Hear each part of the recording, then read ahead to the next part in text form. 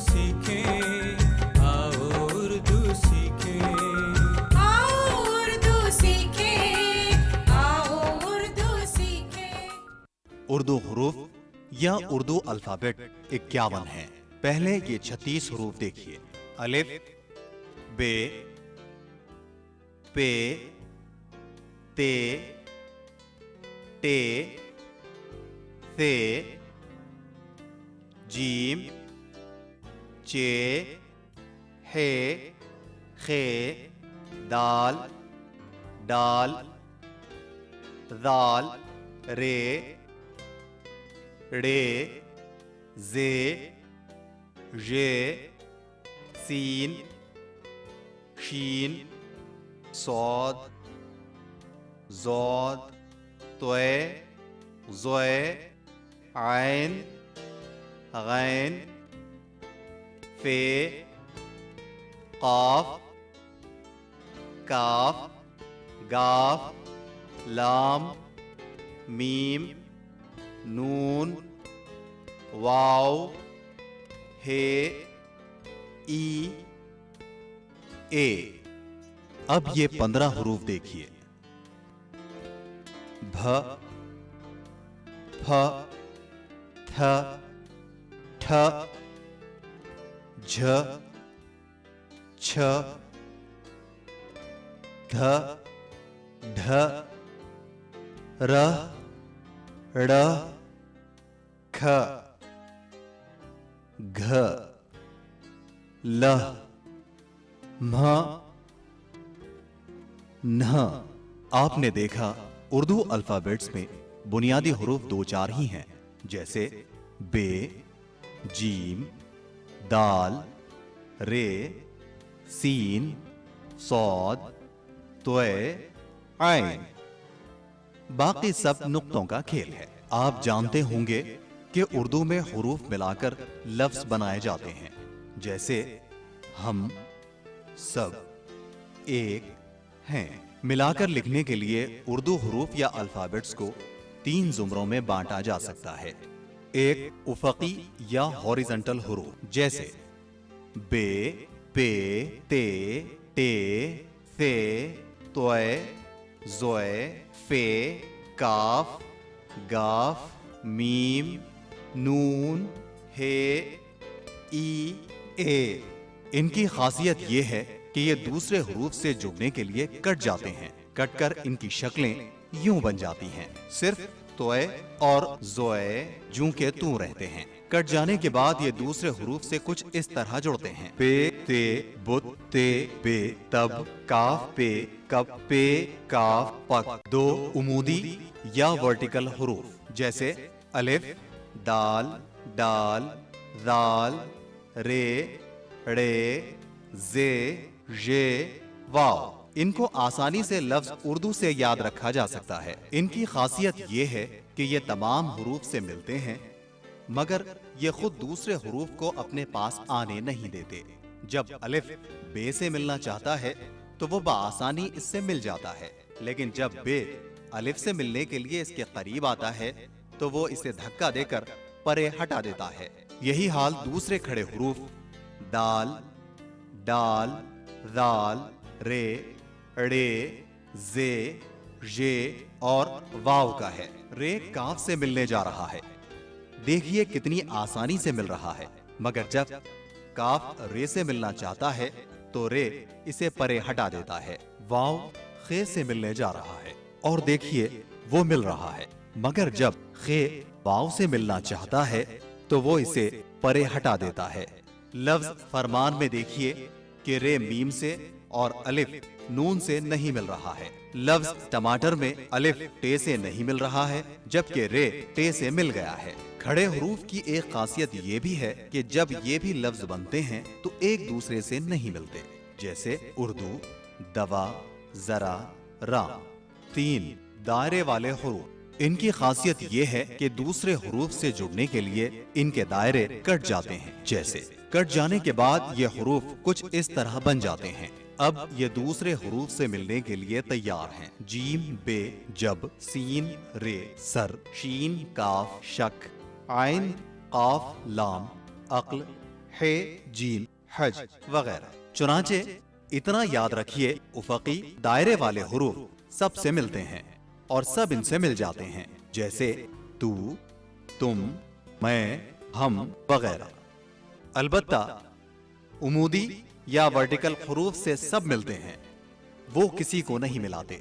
आखिरी बात ये, उर्दू में अल्फाज का आखिरी हर्फ पूरा लिखा जाता है, जैसे जब का बे, तुम का मीम, मैं का नून और तक का काफ पूरा लिखा गया है।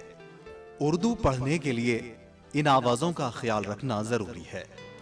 जबर आ, जेर ई, पेश उ।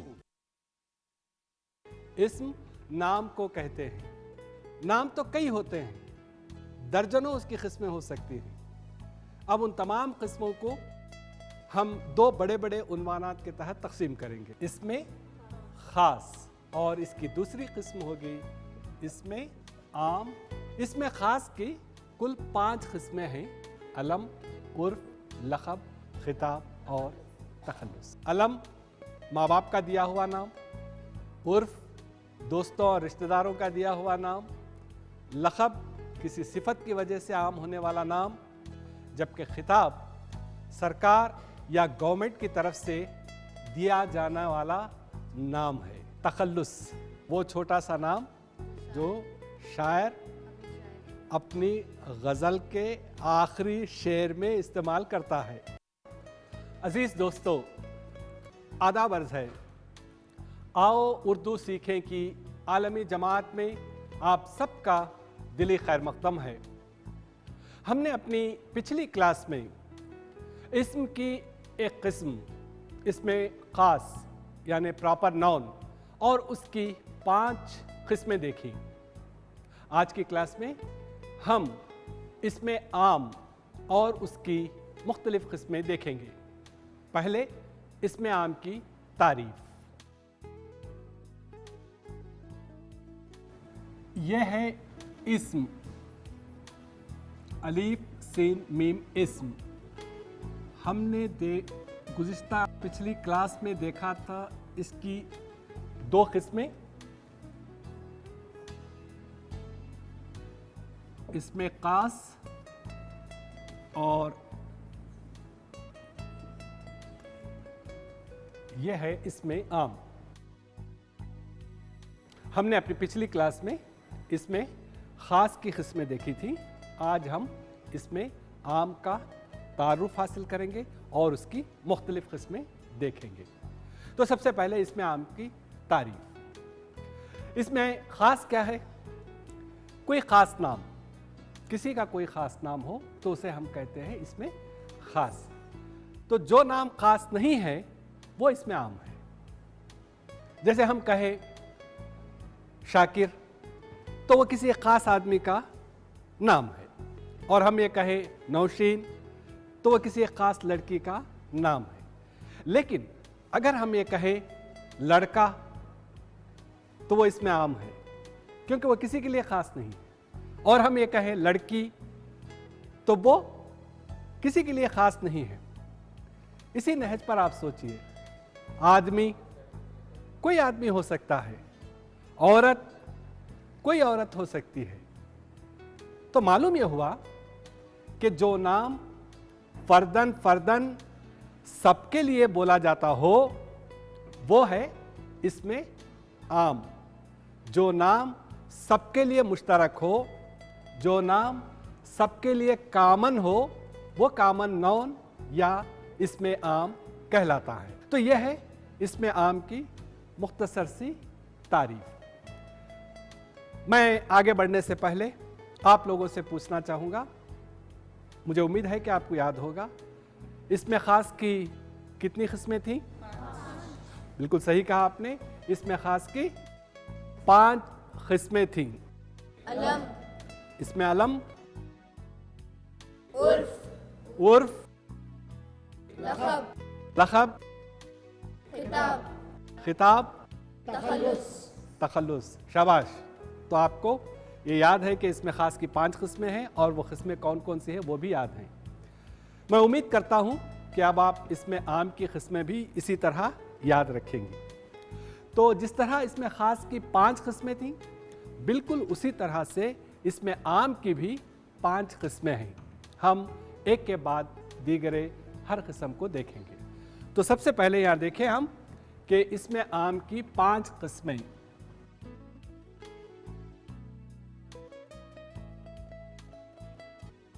एक, 2, 3, 4 और 5। इसमें आम की 5 किस्में हैं। सबसे पहली किस्म है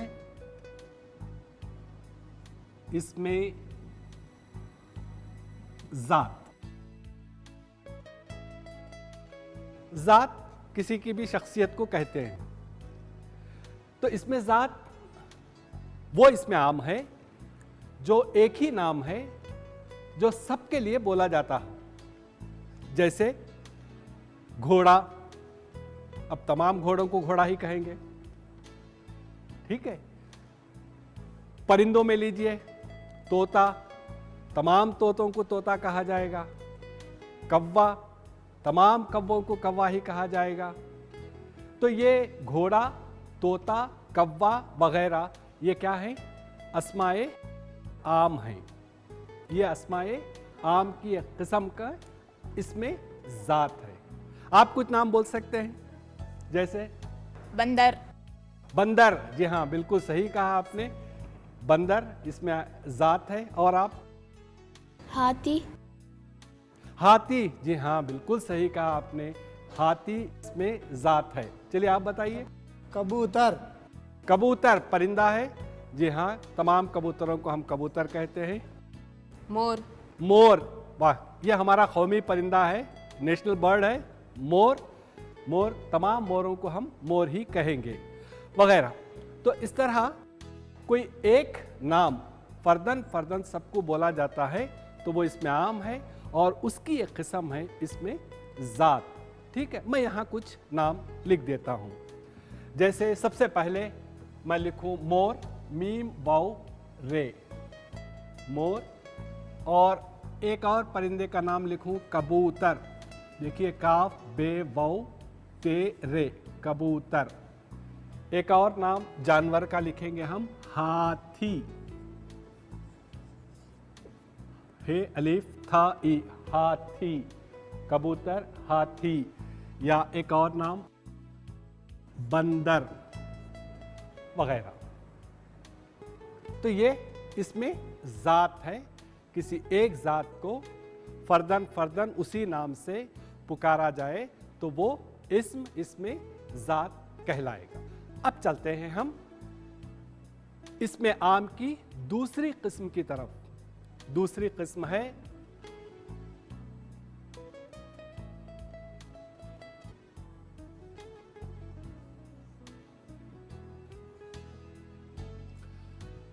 तो यह है इसमें आम की दूसरी किस्म, इसमें ज़र्फ़। किसे कहते हैं इसमें ज़र्फ़? इसमें ज़र्फ़ वो है जिससे किसी जगह या किसी वक्त का नाम मालूम हो। जैसे जगहों के नाम, मसलन मस्जिद। अब अगर मस्जिद हम कहेंगे, कोई भी मस्जिद हो सकती है, इसको इसमें ख़ास करना हो तो हम उसे एक नाम दे देते हैं। मस्जिद गौसिया परवीन, एक नाम आ गया। इसी तरह मंदिर है। जब हम मंदिर कहेंगे, कोई सा भी मंदिर हो सकता है, लेकिन जब हम कहेंगे बालाजी का मंदिर, तिरुपति का, तो फिर वो एक ख़ास मंदिर हो जाएगा। मस्जिद है, मंदिर है। इसी तरह कई जगहों के नाम हैं।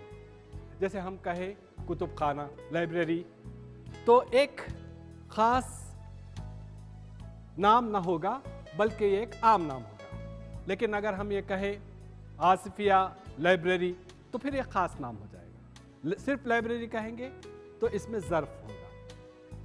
मेरा ख्याल है बात आपकी समझ में आ गई होगी। चलिए हम आप लोगों से पूछते हैं, कुछ जगहों के नाम बोलिए, बाद में हम वक्त के नाम देखेंगे।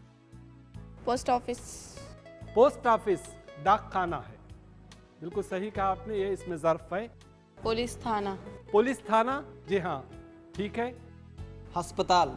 जी हाँ बिल्कुल सही कहा आपने मीरजान, अस्पताल भी एक जगह है, लेकिन अगर आप उसे कुछ नाम दे देंगे तो वो इसमें खास हो जाएगा। मदरसा। इसमें ज़र्फ है। आप कुछ कह रहे थे? लेबोरेटरी।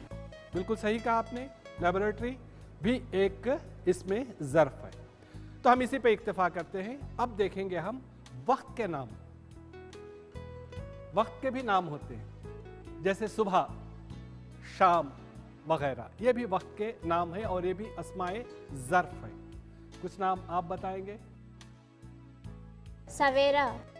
सवेरा नाम है, और सहपहर। सहपहर, जी हाँ आपने कहा। दोपहर। दोपहर, जी हाँ सहपहर, दोपहर, सवेरा, सुबह, शाम, रात। आधी रात भी एक वक्त ही का नाम है। मालूम यह हुआ कि किसी भी जगह या किसी वक्त के नाम को इसमें ज़र्फ कहते हैं। तो नाजरीन, हमने अभी देखी इसमें आम की दो किस्में, इसमें ज़ात और इसमें ज़र्फ। अब हम इसमें आम की तीन और किस्में देखेंगे, इसमें आला, इसमें कैफियत और इसमें जमा। मगर पहले इसमें आला।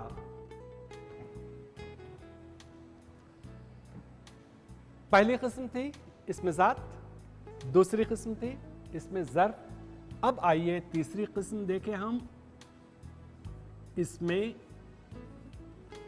आला। इसमें आला किसे कहते हैं?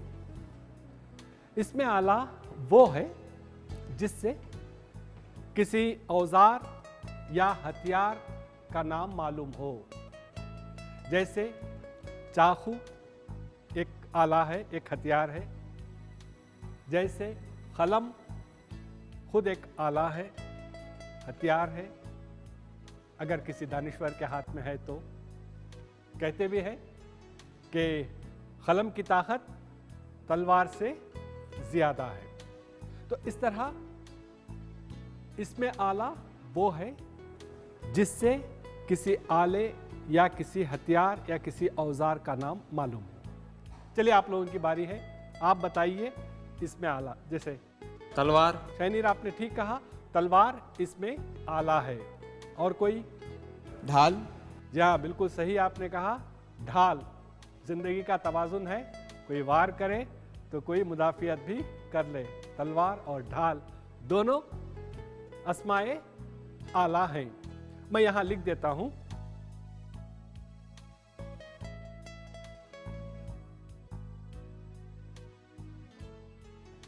जैसे चे, अलिफ, काफ, वाव। चाकू, ते, लाम, वाव, अलिफ, रे। तलवार इसी तरह ढ, अलिफ, लाम, ढाल।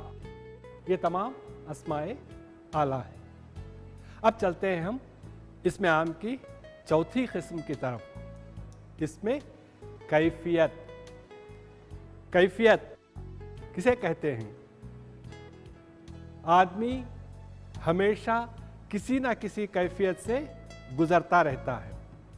कभी रंज है, कभी खुशी है, कभी मायूसी है, और कभी यूं भी होता है कि गम और खुशी दोनों साथ साथ, या गम और गुस्सा दोनों साथ साथ होते हैं। तो आदमी मुख्तलिफ कैफियत से गुजरता है।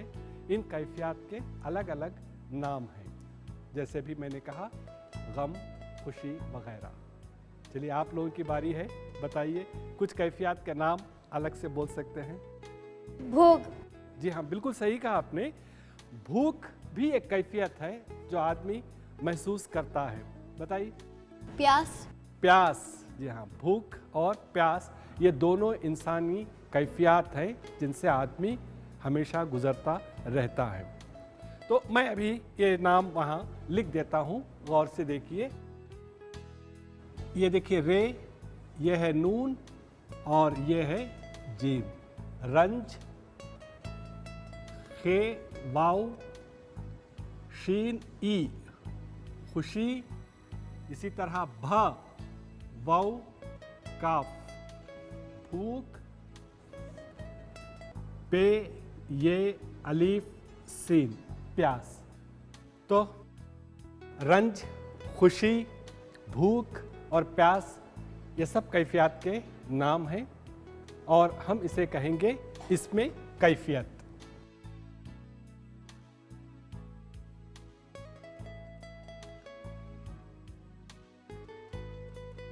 ये है इसमें कैफियत। अब चलते हैं हम इसमें आम की आखिरी किस्म इसमें जमा की तरफ। यह है इस्म, ज़ैर इसमें, और यह है जमा। इसमें जमा, इसमें जमा क्या है? इसमें जमा वो नाम है जो बज़ाहिर एक दिखाई देता है लेकिन उसका मतलब कई लोगों पर होगा। जैसे मिसाल के तौर पर फौज, जब हम फौज कहते हैं तो फौज एक ही लफ्ज़ है मगर उससे मुराद होगी सैकड़ों लोगों की। इसी तरह जमात है, जमात एक ही लफ्ज़ है मगर जमात से मुराद उसमें कई अफराद आ जाते हैं। इसी तरह गिरोह है, जैसे हम अंग्रेज़ी में ग्रुप कहते हैं, लफ्ज़ तो एक ही है मगर उसमें कई लोग आ जाते हैं। तो इस तरह के नामों को हम कहेंगे इसमें जमा। तो इसमें आम की रही कुल 5 किस्में। इसमें ज़ात, इसमें ज़र्फ़, इसमें आला, इसमें कैफियत और इसमें जमा। तो नाज़रीन, हमने आज की क्लास में इसमें आम की 5 किस्में देखी। हम अगली क्लास में फिर आपकी खिदमत में हाजिर होंगे इसम ही के ताल्लुक़ से कुछ और पहलू लेकर। आज आपने जो कुछ पढ़ा है उसे दोबारा पढ़िए और दीजिए मुज़फ़्फ़र शहमीरी को इजाज़त। खुदा हाफिज़।